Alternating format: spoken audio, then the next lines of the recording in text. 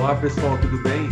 Meu nome é Felipe Figueira, eu sou professor e fundador de A Caixa de Ferramentas. Eu quero bater um papo sério com você hoje sobre uma decisão de vida que você provavelmente está passando.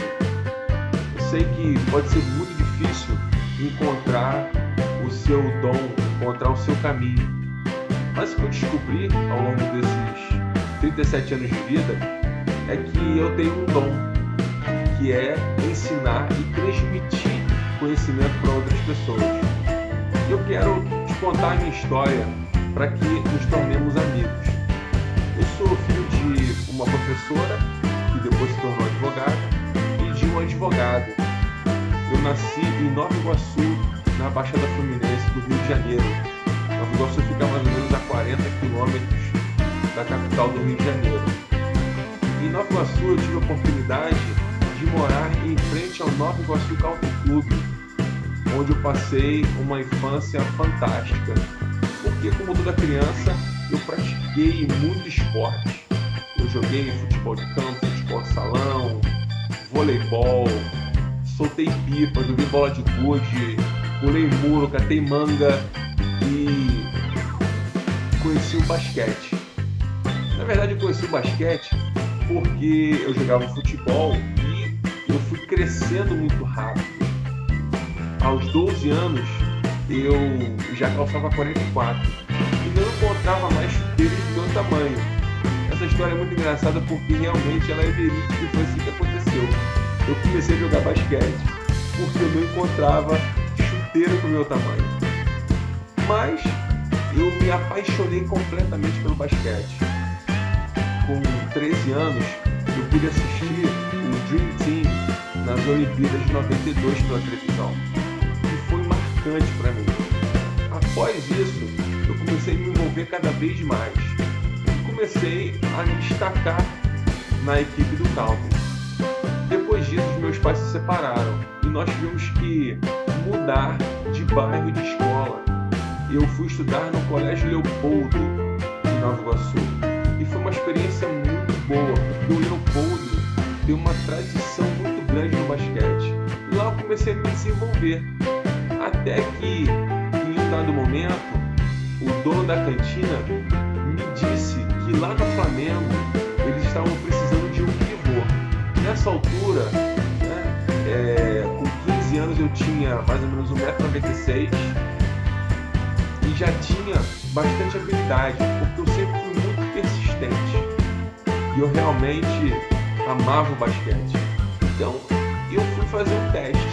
A princípio eu não quis ficar lá porque realmente era muito longe, mas depois disso o Leopoldo teve um jogo contra o Flamengo e eu me destaquei muito. Eu joguei muito bem aquele jogo. Eu fui convidado pelo técnico do Flamengo, o Erli, a fazer parte do time infanto-juvenil. De lá para cá, eu não parei mais. Eu passei por todas as categorias de base do Flamengo e peguei todas as seleções cariocas, mas nunca tinha conseguido alcançar a seleção brasileira. Depois disso, através de um amigo, o Daniel, eu consegui uma bolsa de estudos na Pace University, lá em Nova York. E no dia 4 de setembro de 2001, eu cheguei para estudar. No dia 11 de setembro, o que acontece? O atentado às Torres Gêmeas. Eu estava treinando na quadra que ficava no terceiro subsolo e eu senti o chão tremer e o técnico nos chamou e contou a notícia. Como eu não sabia muito bem o inglês, né, eu só entendi airplane. E foi aquele tumulto todo mundo gritando, o pessoal chorando. E eu fui para a cafeteria, né, para me acalmar. E aí eu vi o segundo avião pela televisão se chocar contra as torres. E nós tivemos que evacuar no dia posterior ao evento a cidade e fomos para outro campus. Então foi uma experiência que eu vivi, uma experiência realmente de vida ou morte, porque eu estava a praticamente 2 quarteirões das Torres Gêmeas. Mas Nova York também me trouxe coisas muito boas. Eu me formei em administração, depois eu fiz o mestrado em administração pública e fui trabalhar na Câmara de Comércio Brasil e Estados Unidos, que é uma organização fantástica que reúne as 500 maiores empresas do eixo Brasil-Estados Unidos. Eu trabalhei lá como coordenador de marketing, responsável pelos membros e pela parte editorial. Então, depois disso, eu realizei o meu grande sonho, porque logo assim que eu saí da faculdade, o meu objetivo era ajudar o maior número de pessoas possível. E a primeira instituição que me veio à cabeça foi a ONU. Eu sempre tive esse desejo. E depois da Câmara de Comércio, eu recebi o convite para participar da Organização Internacional de Energias Renováveis, que é uma organização afiliada à ONU. Então, eu trabalhava direto lá no quarteirão das Nações Unidas em Nova York. Foi uma experiência fantástica, aprendi muito. Depois disso, por conta do visto, eu tive que voltar ao Brasil um pouquinho antes da crise de 2008. E foi, mais uma vez, um período muito difícil, porque eu não encontrava emprego aqui. Todas as empresas estavam demitindo e eu não tinha nenhuma perspectiva. E aí eu voltei a jogar basquete. Joguei durante algum tempo aqui e depois eu tive que realmente tomar uma decisão. Eu tinha que arrumar algum emprego. E foi então que eu descobri a Uptime, o curso de inglês fantástico, onde eu descobri esse dom de ser professor, esse prazer em passar para outras pessoas. E foi uma experiência fantástica para mim.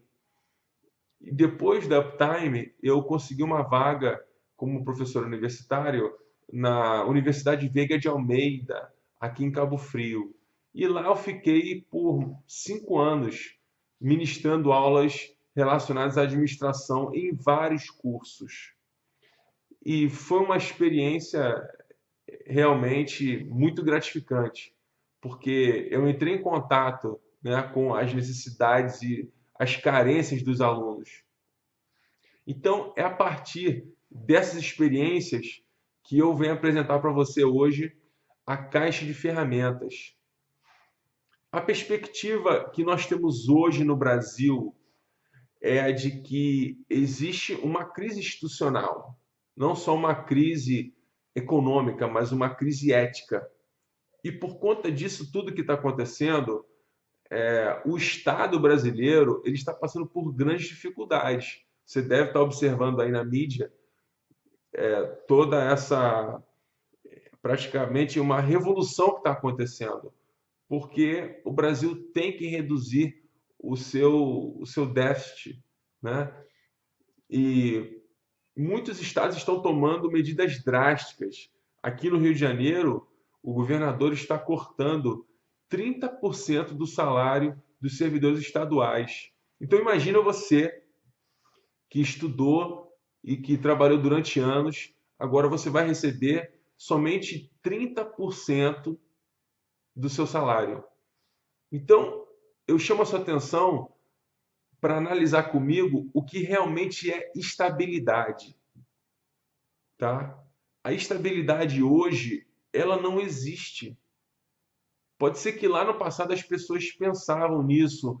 Olha, eu vou prestar concurso público para ficar estável. E aí? Hoje em dia, um servidor público está passando mais necessidade do que uma pessoa que trabalha na iniciativa privada. Por quê? O empresário ele não pode pagar o funcionário 30%. Porque se ele pagar 30%, o empregado ele vai embora. E aí o empresário deixa de produzir e de entregar o serviço. Se ele deixar de produzir e entregar o serviço, o empresário é que se dá mal. Mas isso não acontece no governo.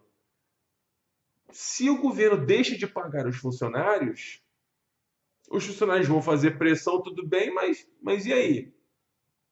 né? Ninguém vai tirar o gestor lá, porque o gestor é conhecido de um fulano que conhece uma outra pessoa que foi indicada. Então, não sei se você já percebeu, mas no Brasil nós temos um serviço público que é muito difícil de se trabalhar. Então, dentro dessa perspectiva do Brasil, daqui a pelo menos uns 3 anos, nós teremos grandes dificuldades no setor público, porque não haverão mais concursos. E mesmo que houverem concursos, né, serão poucos e diminuídos, porque o Estado ele está quebrado, ele não tem dinheiro para poder pagar. Se não tem dinheiro para pagar hoje, você imagina daqui no futuro. Isso não acontece só no Rio de Janeiro. Isso acontece em muitos outros estados. Infelizmente. Eu não gostaria que fosse assim, mas é assim que acontece. Então, para você que está pensando em se desenvolver, em alcançar novos níveis na sua vida, preste muita atenção e veja se vale a pena você se dedicar pelo menos 3 anos, porque essa é a média nacional, para você conseguir passar num concurso. E mesmo assim, quando você passar nesse concurso, será que você terá toda essa estabilidade? A perspectiva do governo federal é justamente diminuir os direitos dos servidores. Então, para mim, a única opção que resta é abrir o próprio negócio, sem ter que depender do governo te pagar 30% ou, muitas vezes, nem te pagar. Se liga aí que eu vou te mandar um segundo vídeo falando sobre outros assuntos. Um super abraço!